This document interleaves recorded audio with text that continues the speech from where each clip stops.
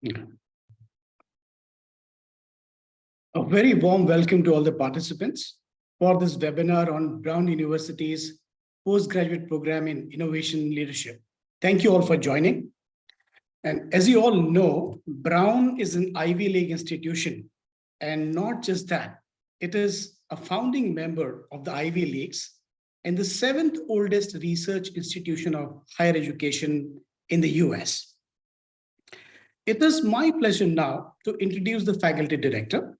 Mike Grandinetti is an adjunct professor at the School of Engineering at Brown University. He has served as CXO of 8 startups. 2 went public on the NASDAQ, while 7 were acquired by companies like IBM and Oracle. Mike serves as a faculty member at Harvard and Rutgers and has been affiliated with MIT in various capacities. He also holds numerous affiliations with Berkeley and was named Financial Times Professor of the Week. Mike has won numerous Professor of the Year and Global Teaching Excellence Awards. So without any further ado, I would like to hand over to Mike. Over to you, Mike, now. Rupesh, thank you. And I'd also like to extend my thanks and my welcome to all of you for taking time out on a Saturday evening. And really looking forward to sharing with you my thoughts on this program.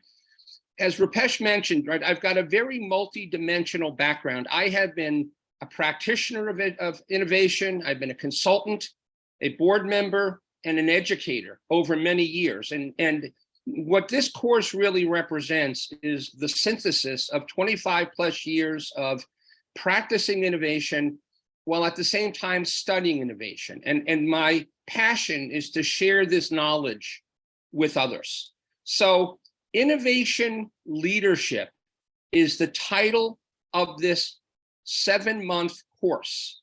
You cannot be innovative without extraordinary leadership, but not any kind of leadership. Servant leadership, leadership that really allows organizations to be able to create agile entrepreneurial teams that are given complete autonomy to go into the marketplace, discover unmet needs, and in a very experimental culture, ideate solutions to those problems. The greatest innovators have a very common set of attributes, which we're going to cover today.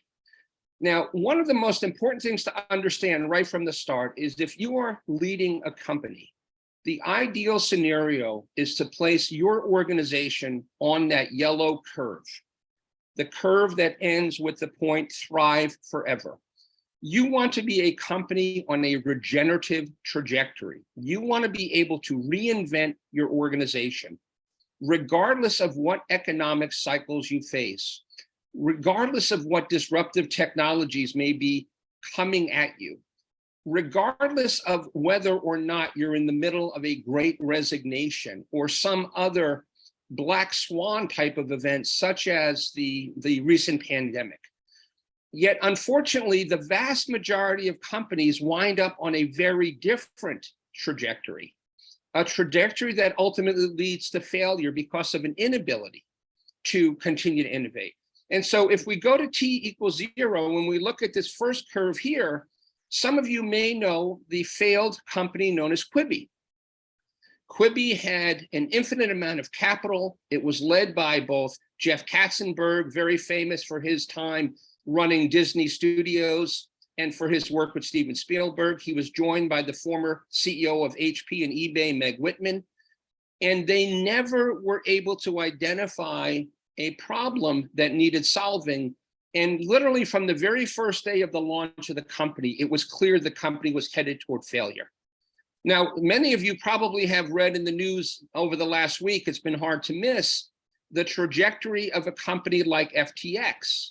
Now, there's a lot of news about FTX that still is to be learned, but FTX is an example of one of many, many companies in the crypto space, just one of many categories, where there was a remarkably high level of original, value creation in the market, but a very significant, rapid, meteoric decline that led to bankruptcy. And so the world is littered with companies that had been unable to be on a regenerative trajectory. And a very important part of this course is to teach you as individual contributors, as managers, as leaders, what it takes to be one of those rare companies that understands how to innovate regardless of the challenges that you face.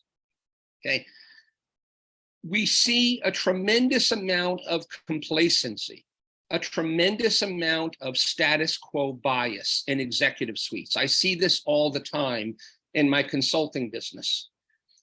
If you think about the beginning of the digital era, it started in 1994 with the launch of the Netscape Mosaic browser. That's almost 30 years ago. And in 2007, when Apple introduced the iPhone, we saw a massive and rapidly accelerating curve beginning at that inflection point where companies had an absolute imperative to transform digitally. And yet a significant number of companies, even at the beginning of March, when the COVID pandemic began to shut down the economy and completely change the way that we engage with our suppliers and our stores, had not made any real attempt to try to transform themselves. And of course, this led to a massive wave of underperformance and bankruptcies. And so the key here is to understand that disruption is not static. You are either disrupting or you are being disrupted. There is no in between. And so you are either driving the steamroller or you are part of the road. And these are just a handful of the iconic companies that at one time were dominating their marketplaces. Their names became synonymous with the categories in which they participated and are either bankrupt or are shells of their former selves. And so one of the lessons that I think is so important to understand, whether it be for a nation state or whether it be for a company, is that when a company becomes insular to protect itself, when it becomes a fortress where it doesn't allow itself to disrupt or to cannibalize its own markets, its own businesses, then decline is sure to follow. And so this, unfortunately, there may be some humor in this organizational chart, but let's be very clear. There's a lot of truth in humor. And I spend a lot of time teaching a lot of executive sessions at a lot of the leading schools in the United States, talking to people in companies who are trying to innovate. And what they would tell you is that this organizational chart is far too real, that trying to get their ideas, their innovations through the hierarchy is like Sisyphus pushing the boulder uphill in Greek mythology. Right, so we have the VP of the status quo, the VP of stay the course, the VP of it ain't broke, don't fix it. And you can imagine how that allows companies to very quickly lose vibrance and lose relevancy. And so this is an actual chart from one of the largest financial services companies in the United States. And this essentially is the description of the absolute ridiculously cumbersome process that a team has to go through to get a new feature approved and to be able to update their financial apps. This is a real slide. And you can imagine how demoralizing it is for engineers and product people to try to get something through the organization. As a result of that, a lot of organizations treat innovation as theater. They check the boxes. They run hackathons, although at the end of the hackathon, they go back to doing things the same old way. They claim that they're using lean startup methodologies when in fact they're really still managing in a very hierarchical way and they're using waterfall techniques. I have seen many, many companies use all kinds of buzzwords and language to talk about how innovative they are, but when you really drill in, nothing of substance has changed. And so how then do you, your teams, your departments, your companies prepare to be world-class innovators as we move into a very challenging, very, very uncertain, very rapidly changing future.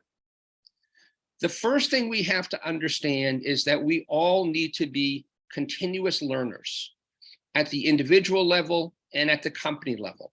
We need to have learning organizations, and that means what might have gotten us here, all of the successes that have made us get to the point where we are now a very significant, very successful public company, doesn't in any way guarantee that it's going to take us boldly and successfully in the future. In fact, it's almost inevitable that it won't. And so as a result of that, we have to understand that as I look at this McKinsey framework, which is known as the 3 horizons of growth, that yes, we do need to continue to invest resources, human resources, financial resources, and a lot of creativity to defend and extend our current business. But if we are subject to the tyranny of quarterly reporting or short-term thinking as a way to drive executive compensation and team bonuses, and we ignore the fact that we need to continue to invest complementary resources to reinvent ourselves, we will wind up on that regenerative trajectory and on an inevitable path to insolvency. So best practices dictates that there is a meaningful amount of resources that are dedicated to what we call Horizon 2 and Horizon 3. Horizon 2 is where you are incubating your next major growth businesses that eventually will become the core businesses of the company. And as you can imagine, the people that thrive in Horizon 2 business are very different than those in Horizon 1. Horizon 1 folks are operational excellence people. They care about incremental change. They care about hitting their targets. They care about precision. And they do not tolerate ambiguity or uncertainty. Horizon 2 people have a very different DNA. They embrace uncertainty. They embrace risk. They understand that the only way to get through that fuzzy front end of innovation is to live in that world of uncertainty and over time to drive to increasing strategic clarity. So while there is no silver bullet here, the message is very clear. If you're not allocating about 30% of your resources on any given day to reinventing yourself, regardless of whether we're in a recession, regardless of whether we're in a pandemic, regardless of whether or not our industry is going through its uniquely challenging times, we will not have what it takes when we start to lose momentum in our core business. And so the ability to build a business, whether as a pure startup or as an internal growth business within a company, follows a certain trajectory. And individuals who are very good at the early phases of innovation, from ideation to being very resourceful and bootstrapping the business, to getting that minimum viable product out to reference customers, and ultimately getting to a significant amount of growth where you're maybe running at $1 million at an annual revenue run rate. Right. So there's a certain skill set, a certain DNA, a certain mindset that gets you there. But there comes a point when you need to hand over the organization to people that are all about scaling, all about operational excellence. Great innovation leaders understand the trajectory, understand the different skills that are needed at different points along this curve. Okay. And unfortunately, more often than not, they hand the reins to Horizon 1 people too early, and they wind up killing some of their best projects, some of their most promising innovations. So Amazon has it right. It is always day one. Every day when you come in, every quarter when you get started, what has changed in the market? What have we learned? What is relevant? What should we continue to do? And more importantly, what is no longer relevant? What should we stop doing? This mindset is always a part of great innovation leadership, okay? And I'm going to highlight a company that many of you may never have heard of, and it's one of the great innovators of the last 30 or 40 years. The name of the company is Intuit. And we're looking at the founder and the executive chair, Scott Cook. Now, what's amazing about Cook is despite the fact that he's got 10,000 people working for him, and he is without question a billionaire, he brings an incredible level of humility and servant leadership to his role. He is far more regarded as the chief mentor than he is as the C-level executive and founder. And so what he has done is he has created a company which in many ways is the analogy of a startup incubator, where all of the people working for him are organized into very, very small, very agile teams, working in a very flat hierarchy and allowing them to go into the market, run experiments to test ideas that potentially could wind up as the next billion-dollar product for Intuit. Now, Intuit makes products like QuickBooks, Quicken, TurboTax, Mint, other products that I'm sure that you have heard of. 40 years in, they have done a remarkable job of remaining on that regenerative trajectory through an incredible number of aftershocks in the tech market. His CEO, Brad Smith, really is a wonderful complement to Scott. They call their employees entrepreneurs, not because it's lip service, but because it's absolutely true.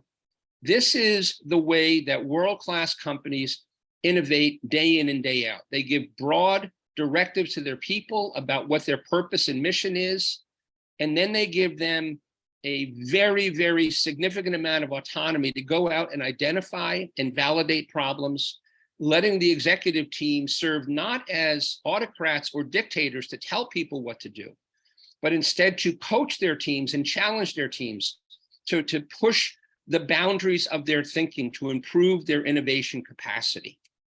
Now, the only way that we can be innovative companies is to truly engage our employees. Now, all of you have probably been following the soap opera that is Twitter over the last 2 weeks and the incredibly poorly handled level of employee relationships, to the point now where Twitter is begging some of their people that they encourage to stay, to leave, to now stay. That is the antithesis of the way that we want to lead knowledge work and innovation work. So we need to give our employees the opportunity to do things that get them excited.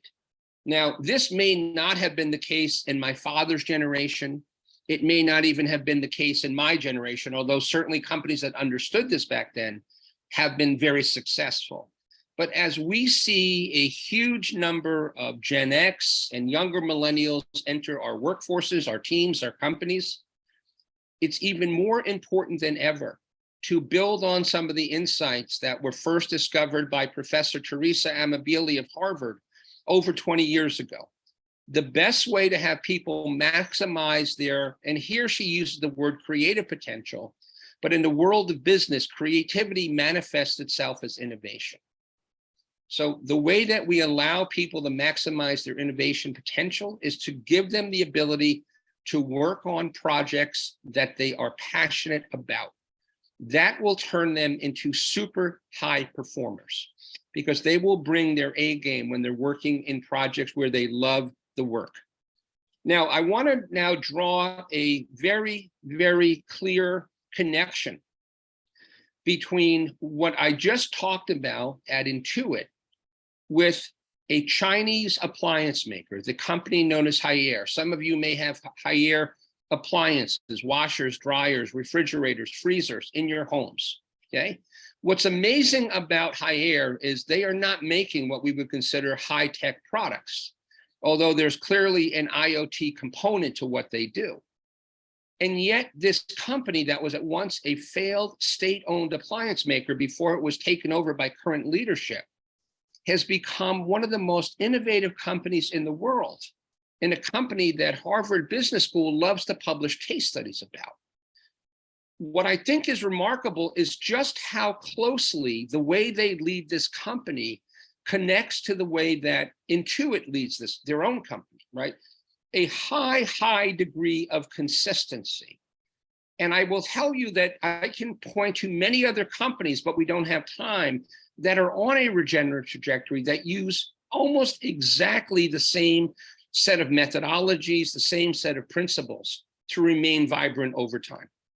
And so the last thing that I want to talk about here before we start to wrap up is we also understand, and this is a very common challenge, how often companies operate in silos, where business units and departments view themselves as competing against one another because their financial incentives lead them to act in ways that are not in the best interests of the company.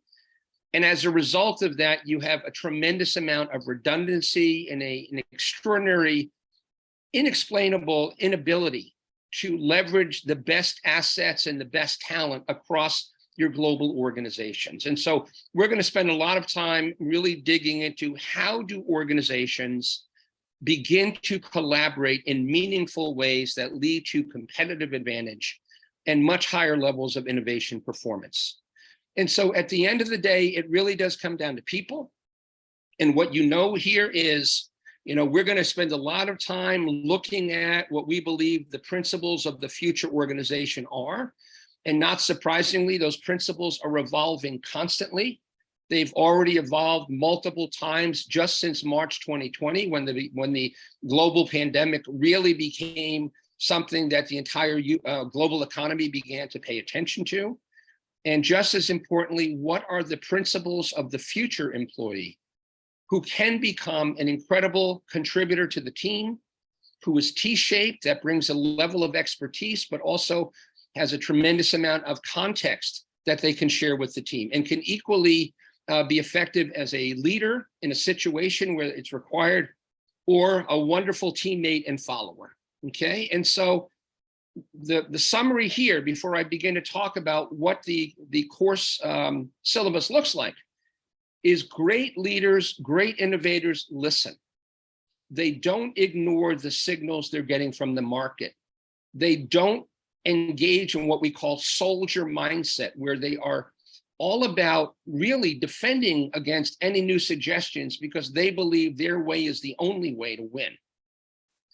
Not only do they listen, they learn. And what that means is they assimilate what they hear and they make the changes necessary to continue to remain relevant, to continue to work on best practices.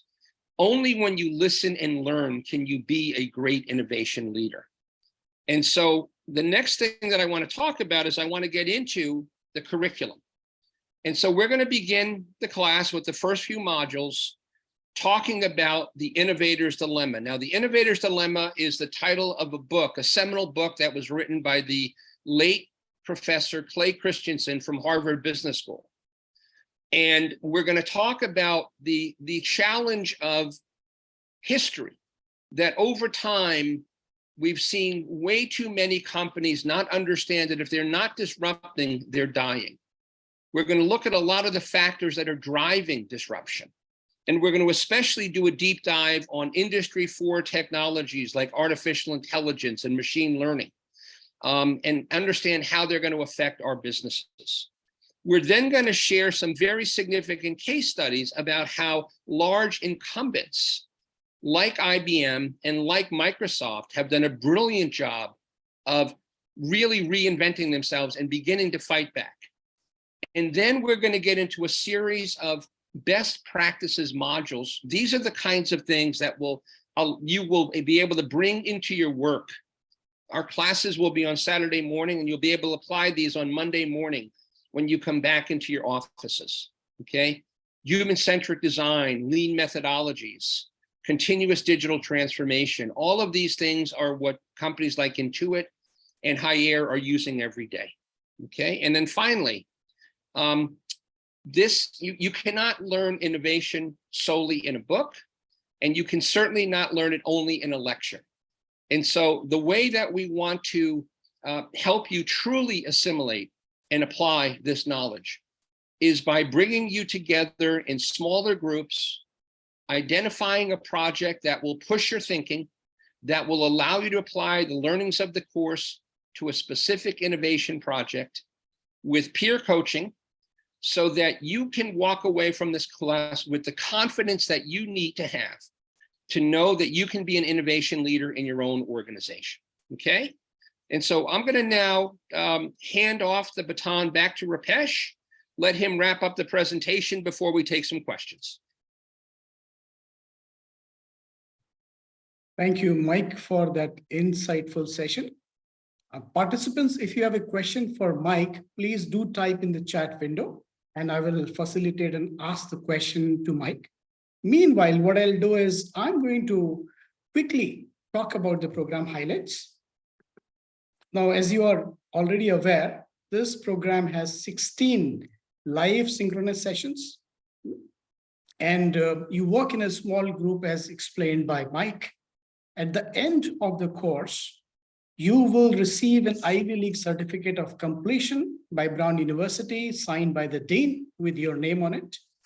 And this program is ideal for people, for leaders who are looking at building a global perspective on innovation and digital transformation.